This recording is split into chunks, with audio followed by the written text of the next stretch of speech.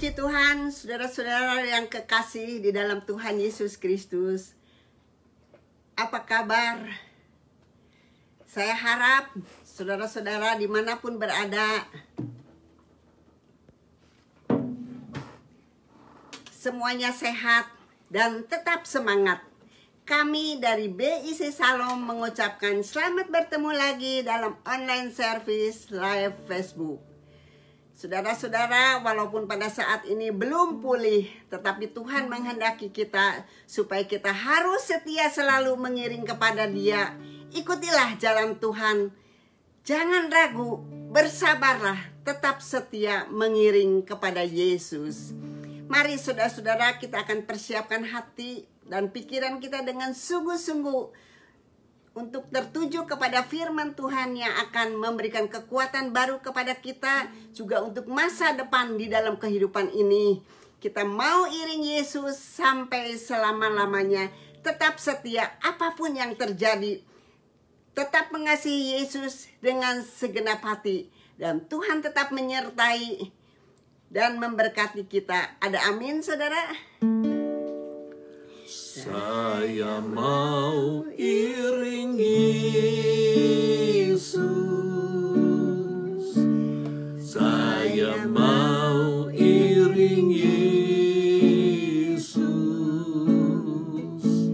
sampai selama-lamanya.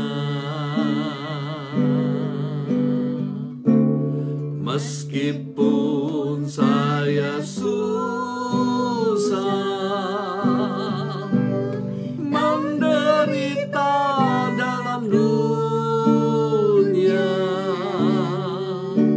saya mau iring Yesus sampai selama-lamanya.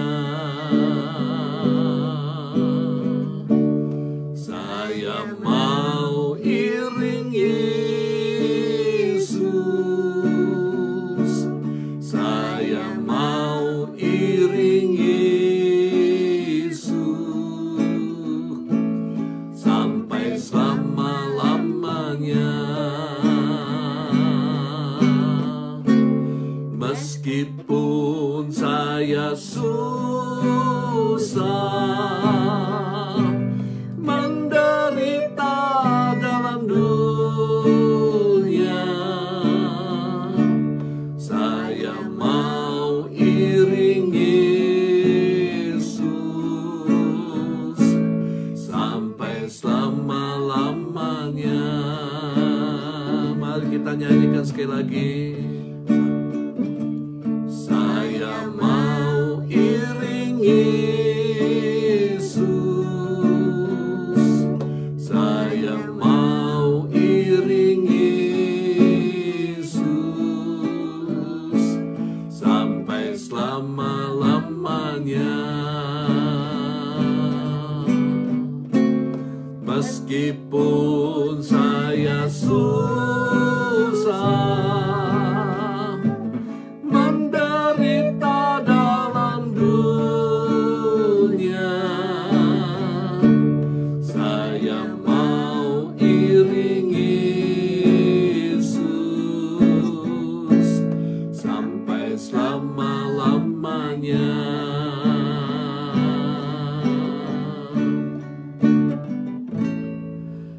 Aku mengasihi Engkau Yesus dengan segenap hatiku. Aku mengasihi Engkau Yesus dengan segenap jiwaku. Ku renungkan firman-Mu siang dan malam, ku pegang perintah-Mu dan ku lakukan. Engkau tahu ya Tuhan, tujuan hidupku hanyalah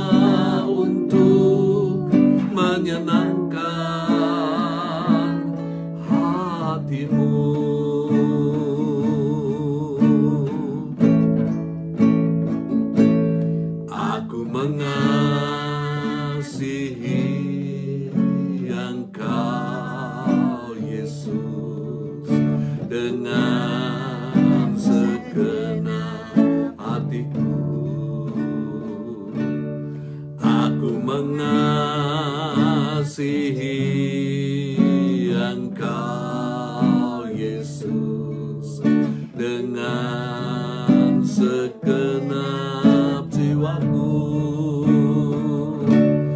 Ku renungkan firman-Mu siang dan malam, ku pegang perintah-Mu dan ku lakukan. Engkau tahu ya Tuhan, tujuan hidupku hanyalah untuk menyenangkan hati-Mu.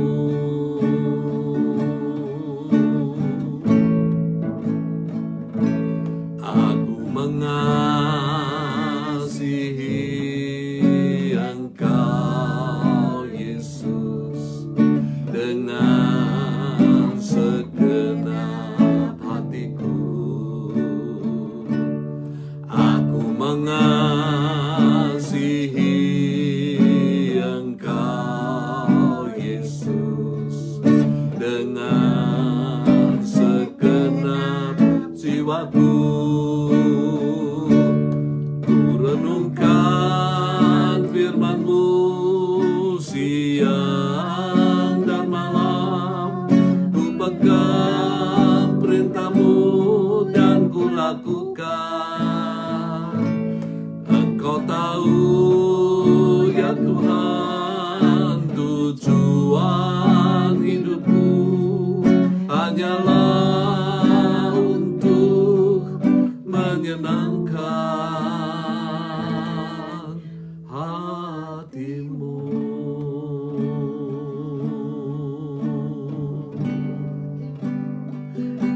Hati-Mu.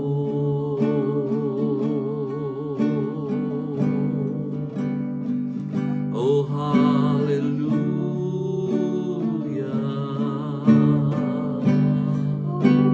Kami muliakan nama-Mu.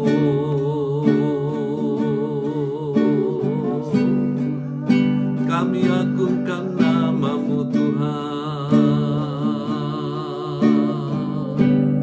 Kami muliakan nama-Mu.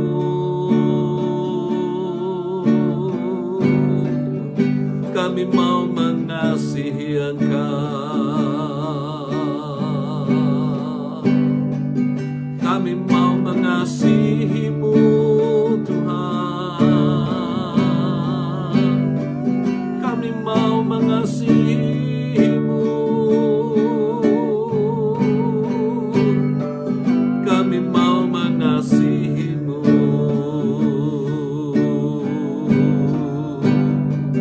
Oh haleluya. Oh haleluya. Oh haleluya. Oh haleluya. Oh haleluya.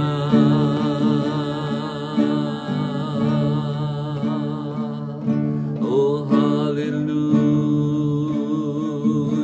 Kami besarkan nama-Mu. Engkau yang layak untuk dimuliakan. Engkau yang layak untuk dibesarkan. Oh haleluya. Oh haleluya. Oh haleluya.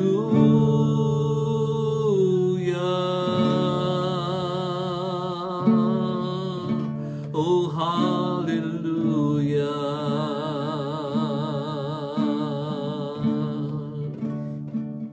Kami muliakan nama-Mu Tuhan. Kami besarkan Engkau. Haleluya. Hanya Engkau yang kami muliakan. Kami mau mengasihi Engkau Tuhan, lebih daripada segala-galanya. Haleluya. kami serahkan dalam tangan-Mu. Terima kasih Bapa. Biarlah Engkau yang berfirman kepada kami. Berikan pimpinan dalam kehidupan kami, supaya kami bisa melakukan dan menyenangkan hati daripada Tuhan. Kami serahkan firman ini di dalam tangan-Mu Bapa. Sekali lagi Engkau yang mengkuduskan hamba-Mu, mulut lidah ini, supaya boleh menjadi penyambung lidah daripada Tuhan kepada seluruh jemaat-Mu. Terima kasih Bapa. Kami muliakan Engkau.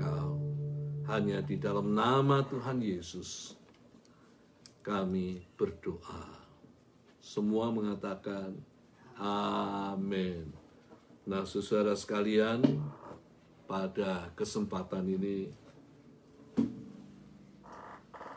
saya ajak kepada saudara sekalian untuk kita boleh bersama-sama merenungkan firman Tuhan yang saya ambil di dalam Wahyu 2 ayat 10 dan ayat yang ke-11. Saudara baca di rumah mulai dari ayat 8 sampai 11.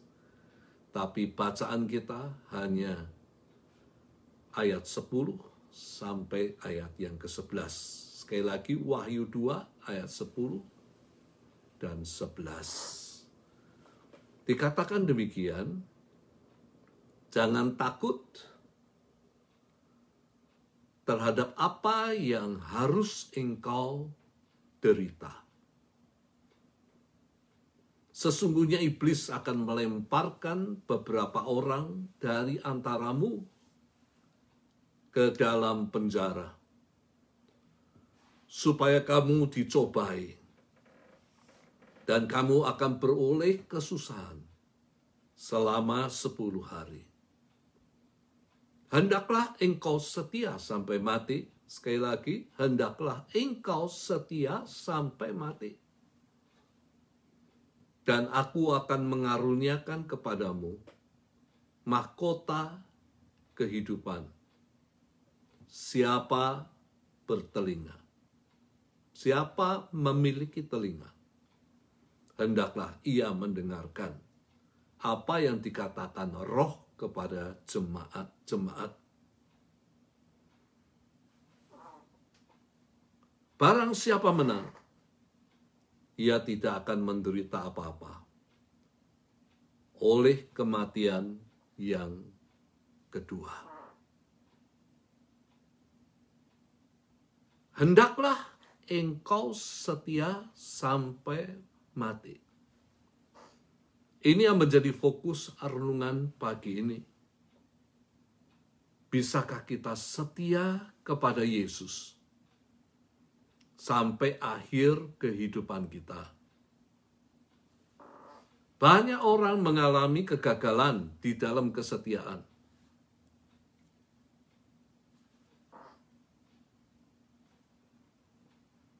Baik di dalam kehidupan berkeluarga, dengan maraknya perselingkuhan.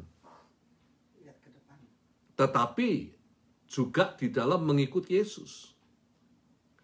Banyak orang tidak dapat mempertahankan kesetiaannya. Dengan mudahnya berpindah kepada keyakinan yang lain.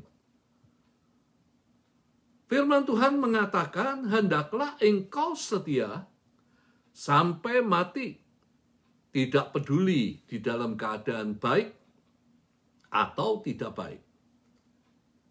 Pengertian kesetiaan melibatkan dua hal, yaitu yang pertama di dalam keyakinan iman kita. Apakah kita masih percaya Yesus sebagai Tuhan dan Juru Selamat di dalam kehidupan kita? Apakah kita percaya, ia yang ditetapkan oleh Allah di bawah kolong langit dan tidak ada nama lain yang diberikan kepada manusia yang olehnya kita diselamatkan. Di dalam Kisah pasal yang keempat ayat yang ke-12. Di dalam kitab Injil Matius 10 ayat 32 dan 33 dikatakan, setiap orang yang mengaku aku di depan manusia, aku juga akan mengakunya di depan Bapa-Ku yang di sorga. Tetapi barang siapa yang menyangkal aku di depan manusia, aku juga akan menyangkalnya di depan Bapa-Ku yang di surga. Orang yang tetap mengakui Yesus sebagai Tuhan dan Juru Selamat, maka Tuhan juga akan mengakuinya di depan Bapa yang di sorga. Tetapi orang yang menyangkal Yesus, tidak mengakui Yesus sebagai Tuhan dan Juru Selamatnya, atau berpindah kepada keyakinan yang lain, maka ia juga akan menyangkal mengenalnya ketika menghadap Allah. Artinya apa? Artinya tidak akan masuk surga. Pengertian yang kedua di dalam setia adalah di dalam melakukan kehendak Bapa. Dan ini penting. Setia bukan hanya kita tetap di dalam keyakinan iman kita kepada Yesus, tetapi juga setia di dalam pengertian kita setia di dalam melakukan kehendak Bapa. Di dalam Matius 7 ayat 21 dan 23 dikatakan, bukan setiap orang yang berseru Tuhan, Tuhan akan masuk di dalam kerajaan surga, melainkan dia yang melakukan kehendak Bapa-Ku yang di sorga. Pada waktu itu aku akan berterus terang kepada mereka di dalam ayat 23 dan berkata, aku tidak pernah mengenal kamu, enyahlah daripadaku kamu sekalian pembuat kejahatan. Orang yang berseru Tuhan, Tuhan berarti orang tersebut mengenal Yesus, bahkan melayani Yesus dengan kuasa yang luar biasa, namun tidak melakukan kehendak Bapa. Dan mereka disebut oleh Yesus sebagai pembuat kejahatan. Karena apa? Karena orang yang tidak melakukan kehendak Bapa pasti melakukan yang jahat di dalam kehidupannya.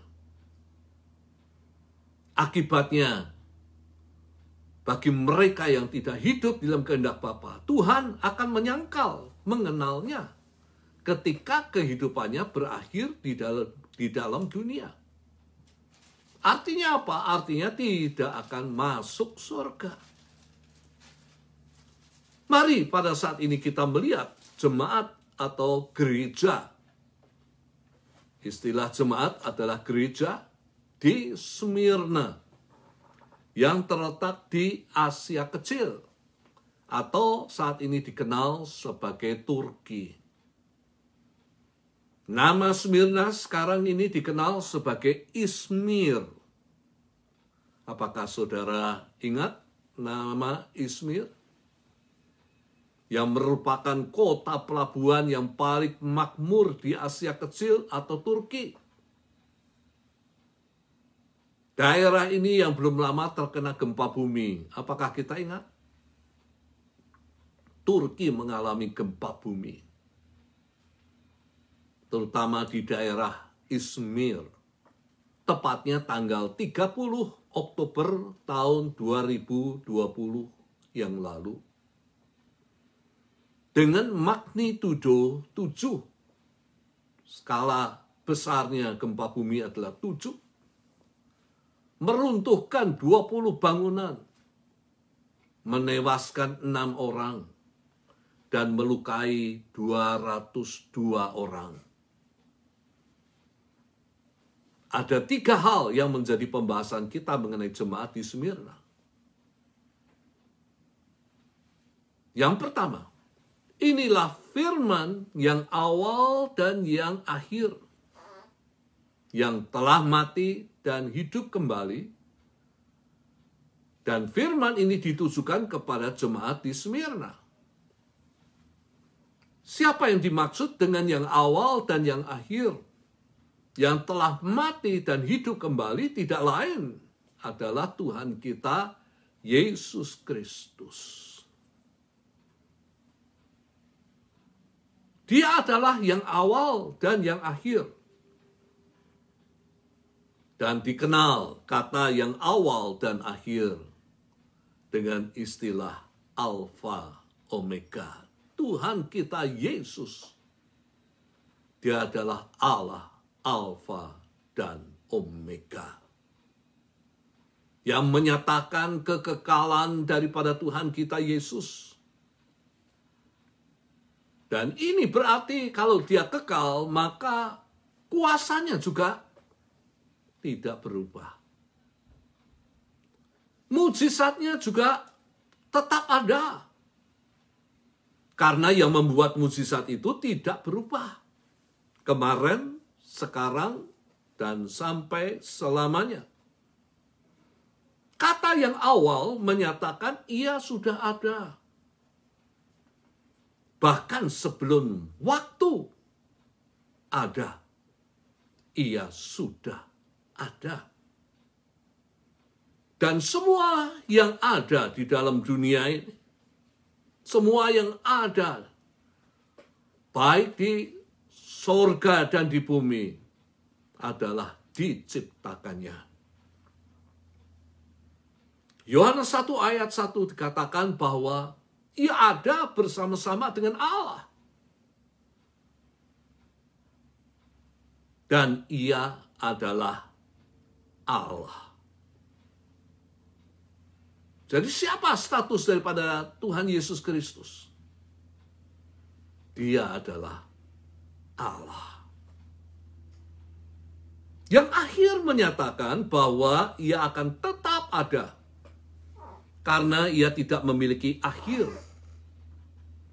Dan akan menjadi hakim yang melakukan penghakiman atas semua manusia.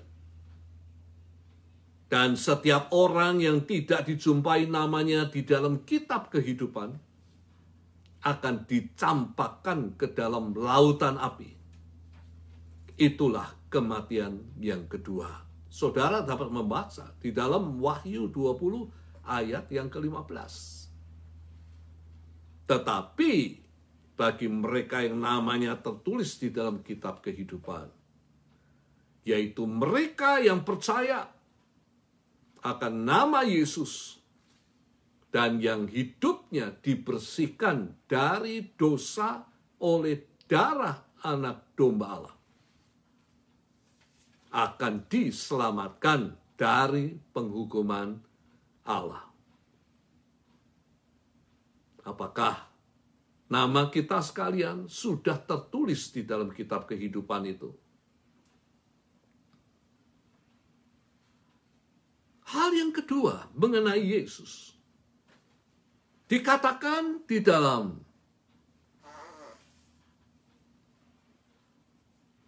Wahyu 2 ayat 8-11.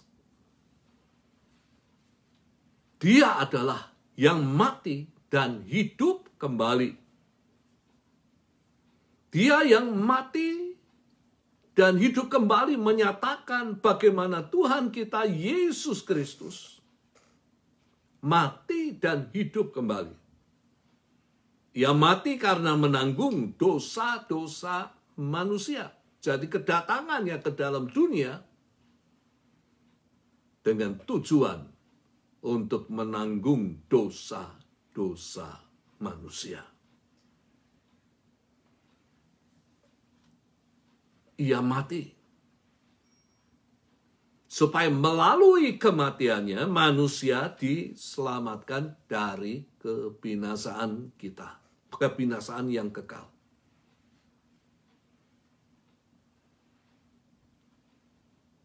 Jadi ia mati karena menggantikan kita. Ia mati supaya kita hidup untuk selama-lamanya.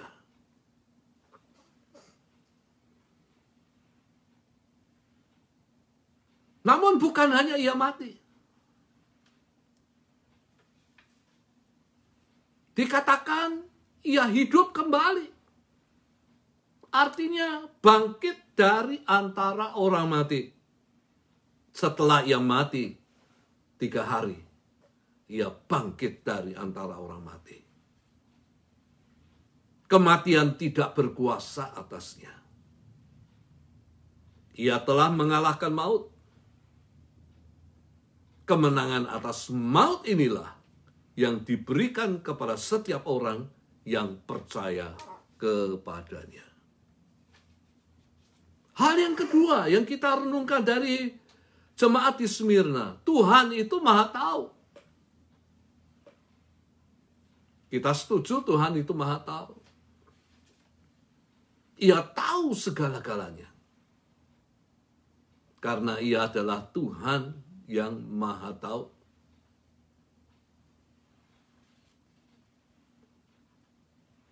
Dan segala sesuatu, perhatikan, tidak ada yang tersembunyi daripadanya. Apa yang kita bisa sembunyikan dari Tuhan? Nothing, gak ada. Ia mengetahui apa yang sedang kita pikirkan. Apakah yang kita pikirkan itu baik atau jahat? Yang kita pikirkan itu sehat atau kotor? Ia tahu apa yang ada di dalam pikiran kita. Bahkan ia tahu dosa yang kita perbuat secara tersembunyi dari pandangan mata sesama. Ia tahu apa yang sedang kita alami. Semuanya tak tersembunyi daripadanya. Ia Tuhan yang Maha Tahu. Dan dia tahu yang menjadi renungan kita, apa yang sedang dialami oleh jemaat di Smyrna. Tuhan tahu bahwa mereka mengalami penganiayaan. Mereka dimasukkan di penjara, dibunuh karena nama daripada Yesus.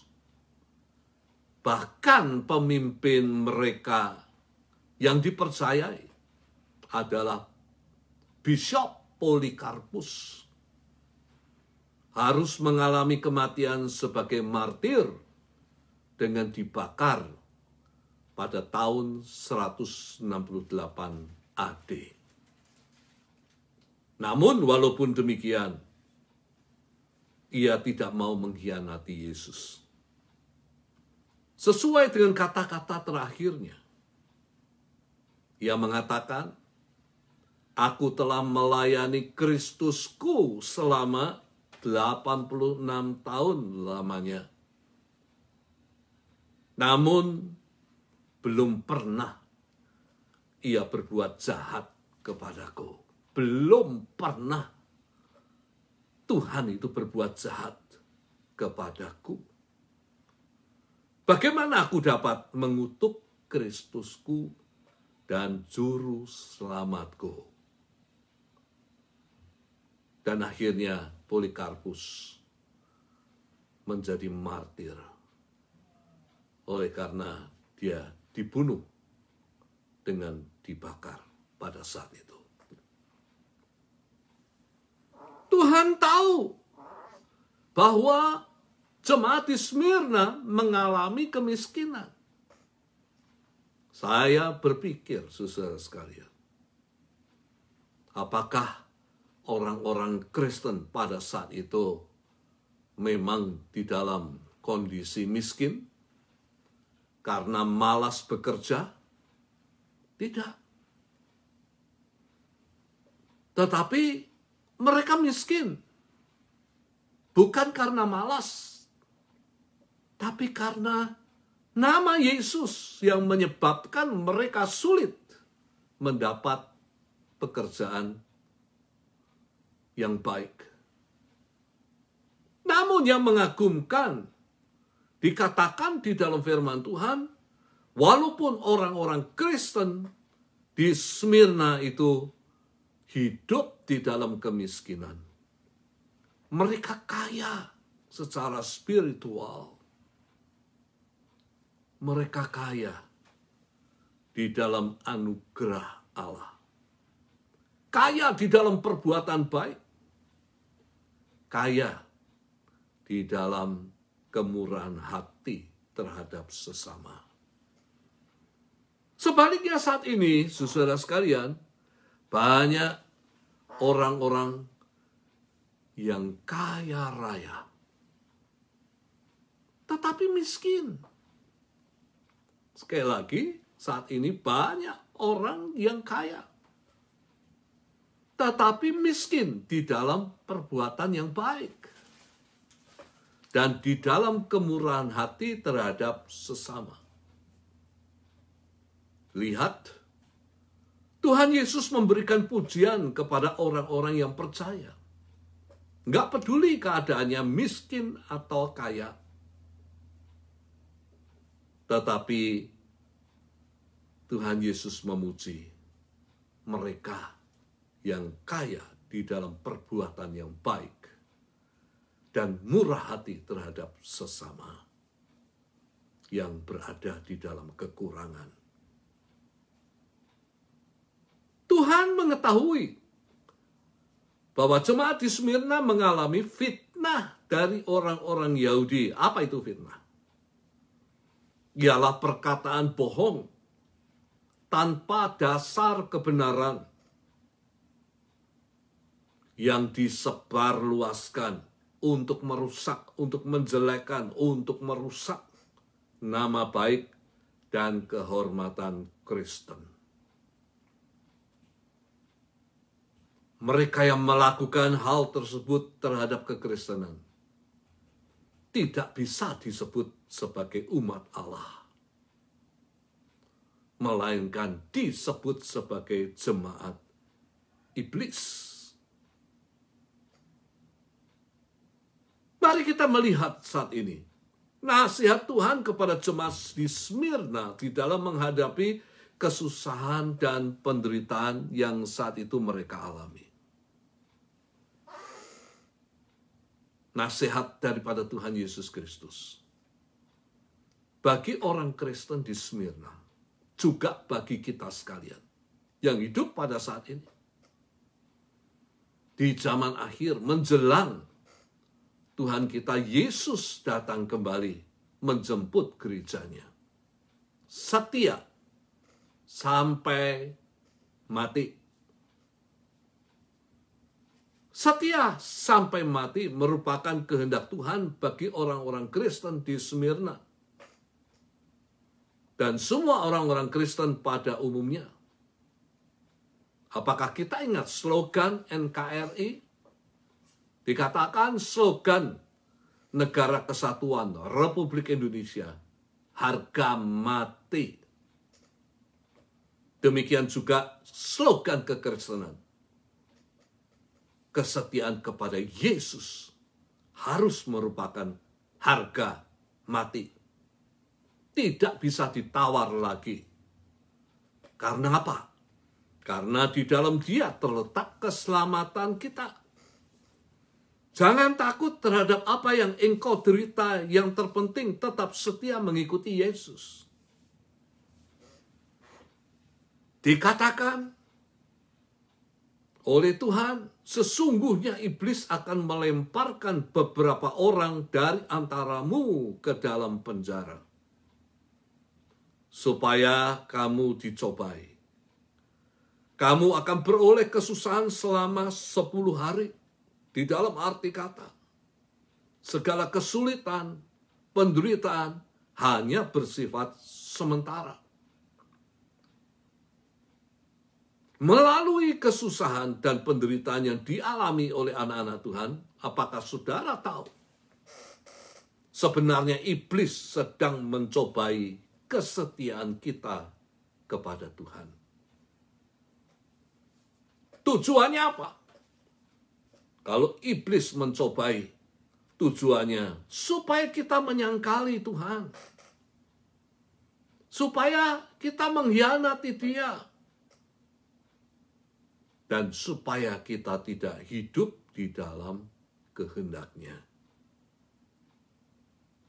Nah, kita harus untuk setia, kita harus bertahan all out, habis-habisan kepada Tuhan. Supaya kita tetap setia kepada Dia. Apapun yang terjadi di dalam kehidupan kita, kita harus mati-matian untuk bertahan, untuk setia hanya kepada Tuhan kita, Yesus Kristus.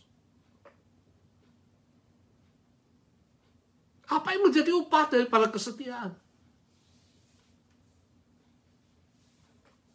Dikatakan Tuhan Yesus,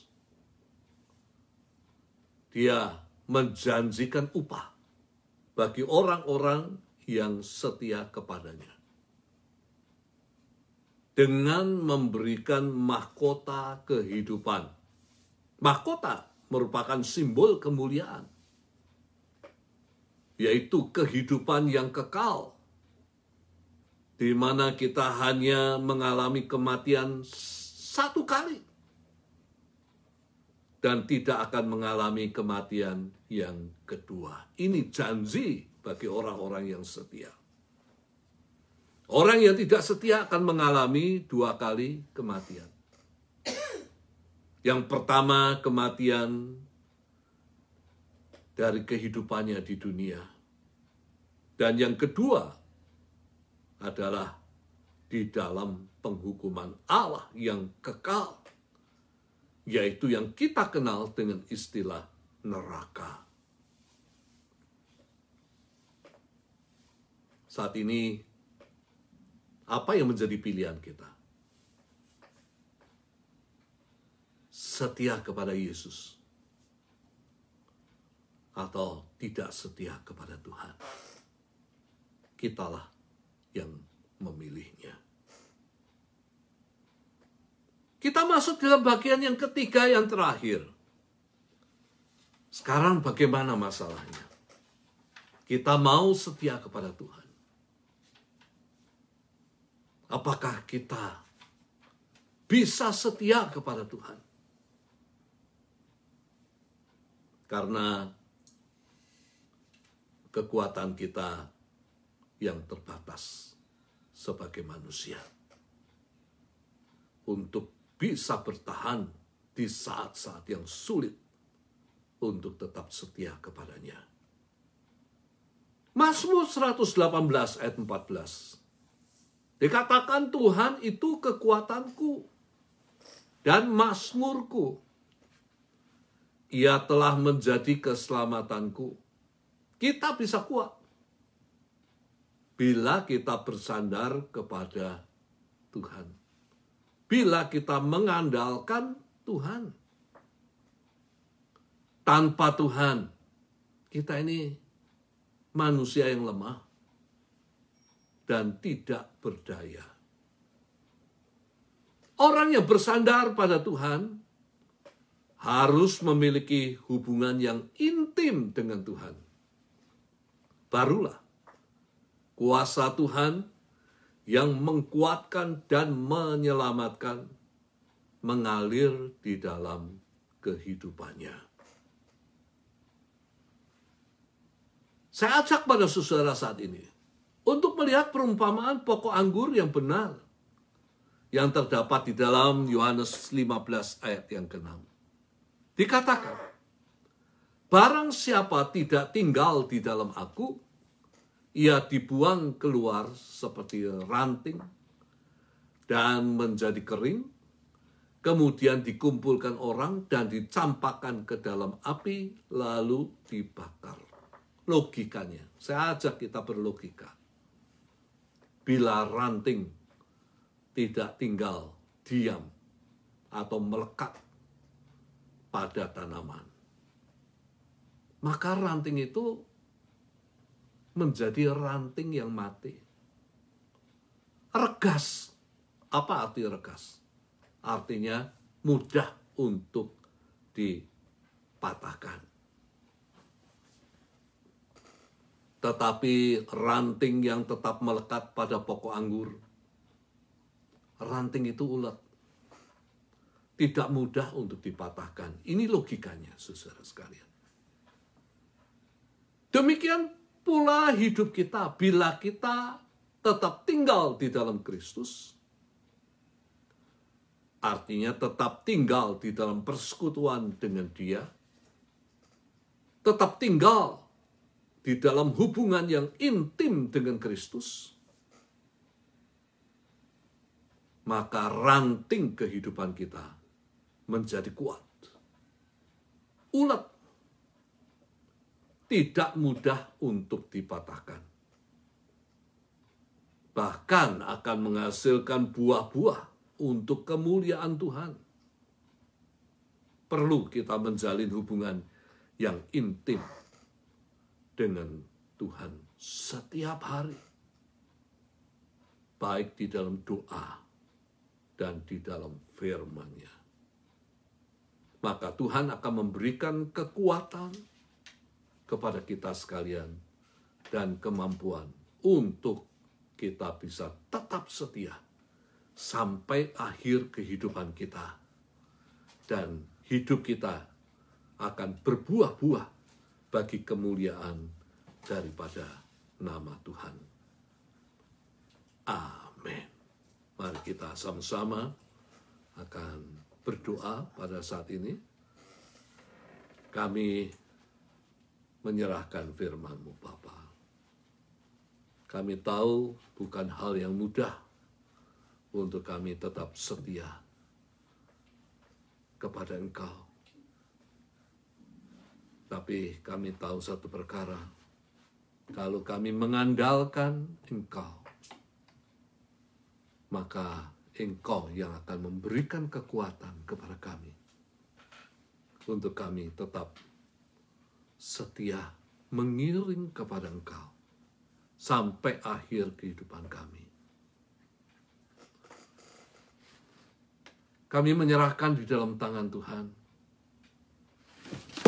supaya melalui firman ini Bapa, seluruh jemaat-Mu, semua orang-orang yang percaya, yang mengikuti ibadah ini, mereka benar-benar diberikan kekuatan yang baru.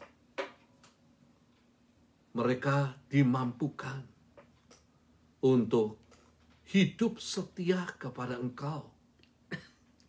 Karena kami tahu satu perkara, bahwa kami hidup saat ini pada akhir zaman. Dan biarlah Engkau sendiri Tuhan yang akan selalu mengingatkan kepada kami sekalian, untuk kami boleh tetap setia kepada Engkau sampai akhir kehidupan kami. Kami doakan Tuhan untuk mereka yang mengikuti ibadah online ini. Bila mana ada di antara mereka yang datang dengan membawa persoalan-persoalan, masalah-masalah, masalah apapun juga, kami mohon supaya Engkau sendiri Tuhan yang akan menjamah mereka. Engkau sendiri yang akan mengangkat segala masalah-masalah yang ada, memberikan kemenangan kepada anak-anak-Mu sekalian, yang sakit disembuhkan, yang susah dihiburkan, yang pada saat ini kehilangan harapan, diberikan harapan yang baru, karena Engkau pengharapan kami. Kami serahkan di dalam tangan-Mu. Terima kasih Bapa, berkati seluruh jemaat-Mu. Berkati mereka yang mengikuti kebaktian ini Bapa. supaya benar-benar mereka mendapatkan sukacita daripada Tuhan, kekuatan daripada Tuhan, untuk mereka boleh tetap mengiring kepada Engkau untuk selama-lamanya. Terima kasih Bapa. Kami mau serahkan semuanya di dalam tangan Tuhan. Dan akhirnya saudara sekalian, angkat kedua tangan saudara, saya mau memberkati saudara-saudara sekalian. Kasih daripada Allah Bapa, kasih karunia Tuhan Yesus Kristus, di dalam persekutuan dengan Roh Kudus, menyertai engkau sekalian. Pada minggu ini, menyertai pada apa yang engkau lakukan pada saat ini, dan menyertai engkau sampai Maranatha, Tuhan Yesus Kristus datang untuk kedua kalinya. Semua mengatakan amin. Akhirnya saya dan istri mengucapkan sampai berjumpa lagi. Tuhan memberkati. Bye. Bye.